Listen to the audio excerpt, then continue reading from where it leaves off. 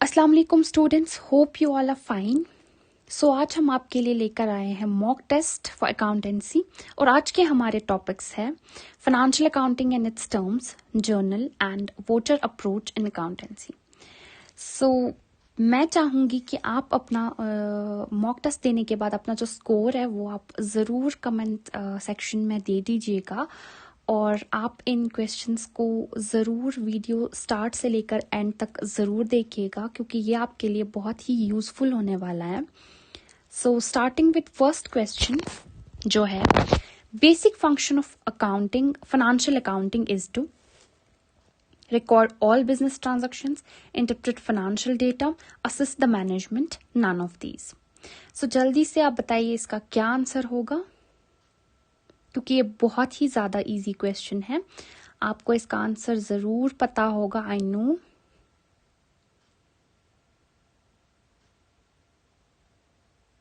Very good, तो इसका answer है रिकॉर्ड ऑल बिजनेस ट्रांजैक्शंस, क्योंकि सबसे पहला फंक्शन जो होता है फाइनेंशियल अकाउंटिंग का, उसका पहला फंक्शन होता है, बेसिक फंक्शन होता है कि हम सारी बिजनेस ट्रांजैक्शंस को पहले रिकॉर्ड करें, फिर ही हम इंटरप्रेट कर सकते हैं और फिर ही हम असिस्ट कर सकते हैं मैनेजमेंट को।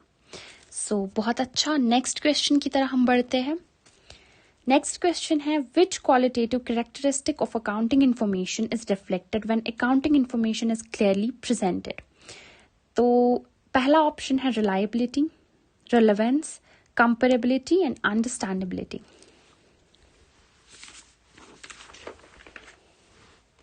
बताइए जल्दी से इसका आंसर क्या होगा।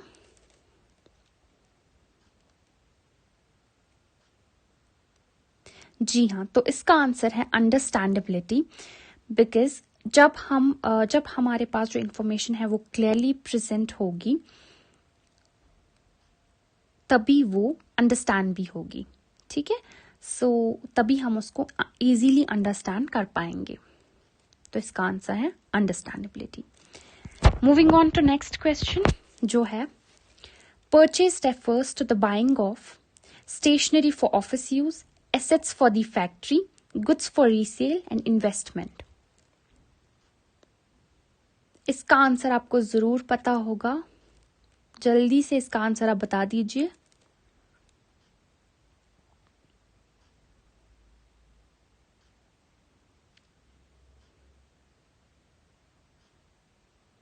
वेरी गुड, तो इसका आंसर है गुड्स फॉर रीसेल। सो हमारा नेक्स्ट क्वेश्चन है,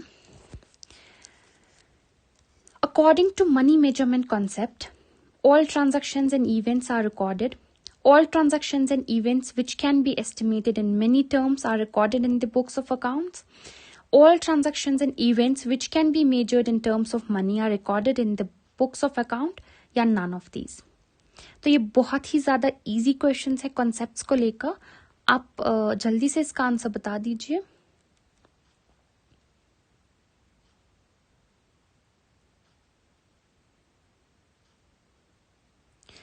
वेरी गुड, तो इसका आंसर है सी, जो कि है all transactions and events which can be measured in terms of money are recorded in the books of accounts, जो कि आप सबको पता है according to money measurement concept सारे ट्रांजैक्शंस और इवेंट्स जो है they can be measure which can be measured in terms of money are recorded in the books of accounts. So moving on to next, according to which of the following concepts even the proprietor of business is treated as a creditor to the extent of his capital? A, money measurement concept, B, dual aspect concept, cost concept या business entity concept। तो किस concept के according proprietor को business से अलग माना जाता है?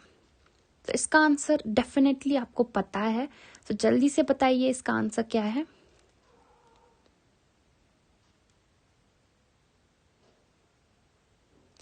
वेरी गुड, तो इसका आंसर है हमारे पास डी, जो कि है बिजनेस एंटिटी कंसेप्ट, क्योंकि according to business entity concept owner is treated separate and business is treated separate.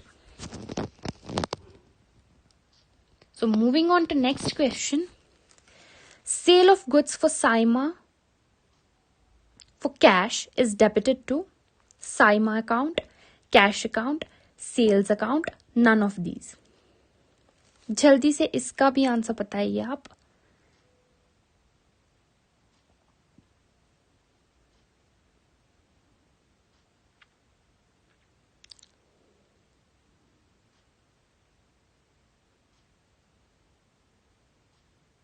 तो इसका आंसर है कैश अकाउंट, क्योंकि कैश आया तो कैश जो है वो डेबिट हो जाएगा. ठीक है, जो हम लेते हैं वो डेबिट हो जाता है और जो देते हैं वो क्रेडिट हो जाएगा. दैट मीन्स लेन देन. ठीक है, तो कैश आया तो वो डेबिट हो गया, क्योंकि हमने गुड्स की सेल की तो वहां गुड्स हमने बेच दिए, साइमा को दे दिया, उसने वहां से उसके बदले में कैश दे दिया, तो हमारे पास कैश आ गया जो कि डेबिट हो जाएगा. और इसका आंसर है cash account. So next question है हमारे पास, nominal accounts are related to assets and liabilities, expenses and revenues, debtors and creditors, या none of these. So आपको पता ही है गोल्डन रूल्स, रेल अकाउंट का गोल्डन रूल, पर्सनल अकाउंट का golden rule और नॉमिनल अकाउंट का गोल्डन रूल. सो जल्दी से बताइए आप.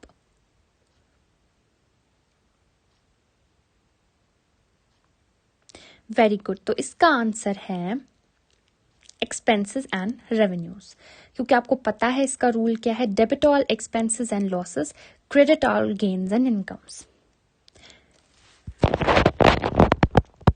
सो नेक्स्ट क्वेश्चन है हमारे पास,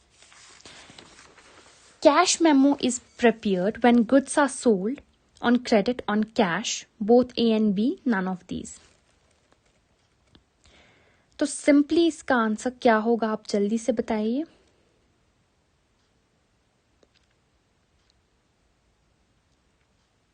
वेरी गुड. तो इसका आंसर है on cash. Cash memo is prepared when goods are sold on cash. It has details of goods sold, quantity, rate of each item, and the total amount received. It's an evidence of sales for cash.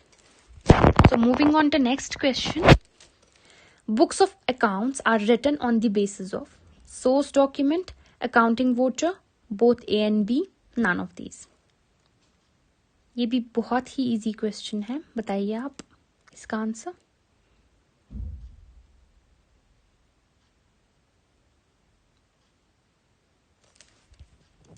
Very good. तो इसका answer है B, accounting voucher. Accounting voucher जो होता है वो एक written document है जिसमें एनालिसिस होता है बिजनेस ट्रांजैक्शंस का फॉर अकाउंटिंग और रिकॉर्डिंग पर्पस. ये प्रिपेयर किया जाता है अकाउंटेंट से और साइन करवाया जाता है ऑथराइज्ड पर्सन से.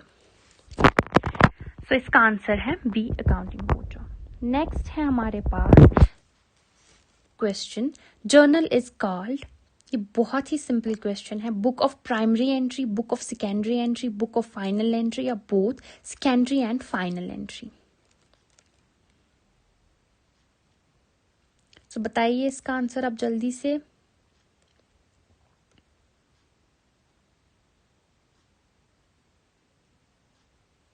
बहुत ही ज्यादा सिंपल क्वेश्चन है ये. इसका आंसर है बुक ऑफ प्राइमरी एंट्री.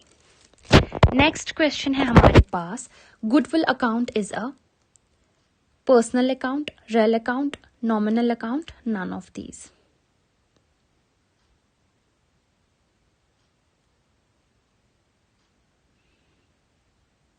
जल्दी से आप इसका भी आंसर बता दीजिए. और हाँ, कमेंट सेक्शन में आप जरूर लिख दीजिएगा कि आपका स्कोर क्या आया लास्ट में.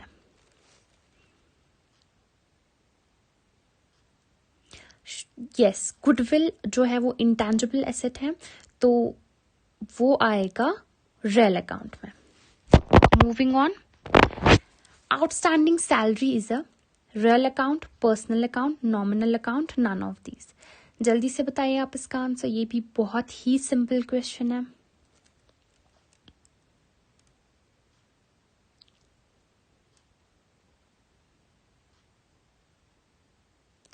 तो इसका आंसर है पर्सनल अकाउंट। नेक्स्ट क्वेश्चन है, mister Shabbir who owed rupees 20,000 became insolvent. 70 paise in a rupee was received from his estate. Bad debts account will be debited by 20,000, 10,000, 6,000 और 14,000। जल्दी से बताइए इसका आंसर क्या होगा।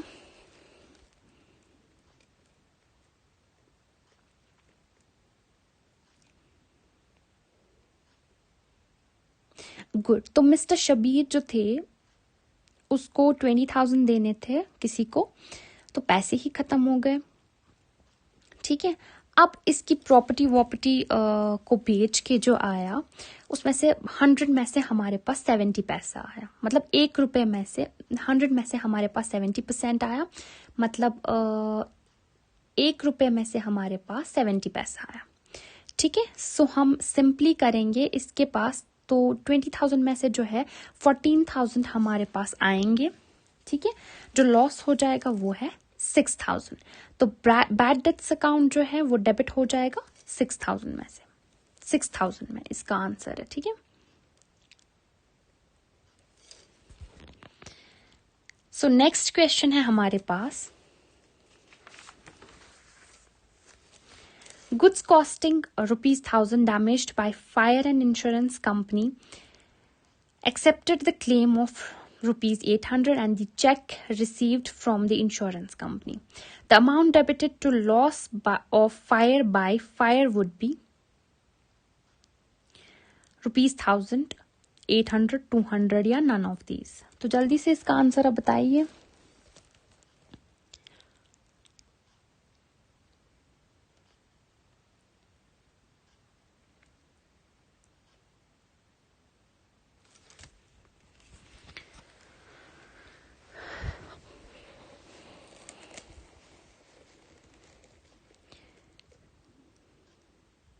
तो ये सिंपल है, गुड्स जो है वो 1,000 रुपीज के थे, तो फायर से डैमेज हो गए और इंश्योरेंस हमने कराया था, हम इंश्योरेंस कंपनी के पास गए तो उन्होंने बोला हम आपको 800 देंगे और उन्होंने चेक दे दी। तो 1,000 के गुड्स थे, माइनस करो 800, तो अमाउंट डेबिटेड टू लॉस कितना हुआ हमारे पास, लॉस हमारे पास हुआ 200, तो इसका आंसर सिंपली 200 है। नेक्स्ट क्वेश्चन है, withdrawal of cash from business by the proprietor is credited to drawings account, capital account, cash account, profit and loss account। चलिए, ये बहुत सिंपल क्वेश्चन है, इसका आंसर बताइए आप।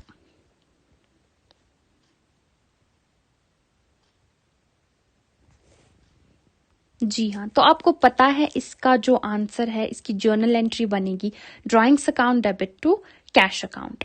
तो अब इसका जो हमें क्रेडिट देखना है कौन सा अकाउंट होगा, तो वो हो जाएगा हमारे पास कैश अकाउंट।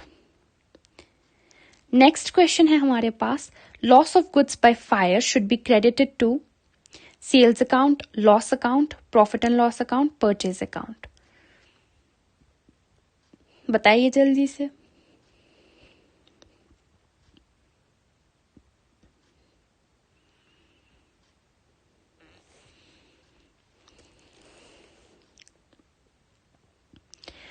हाँ जी, तो इसकी एंट्री हमारे पास बनेगी loss by fire account to purchase account.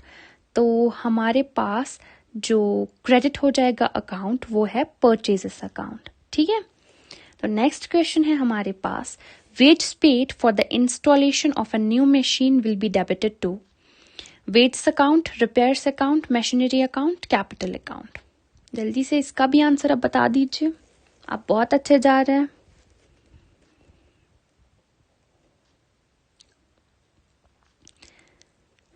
जी हाँ, तो वेट्स हमने दिए लेकिन वहां से हमें इंस्टॉल की गई नई मशीन, तो क्या हो जाएगा हमारे पास, डेबिट जो हो जाएगा वो है मशीनरी अकाउंट। ठीक है, सो नेक्स्ट क्वेश्चन है हमारे पास, the amount invested by the proprietor in a business is called capital, cash, revenues, none of these.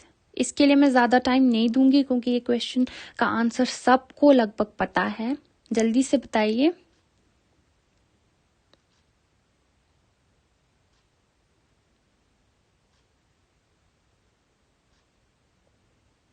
जी हाँ, तो इसका आंसर है capital account, sorry capital account नहीं, कैपिटल। नेक्स्ट है हमारे पास bank overdraft is short term liability, long term liability, contingent liability, none of these. ये भी बहुत ज्यादा इजी क्वेश्चन है और लगभग सबको पता है इसका आंसर।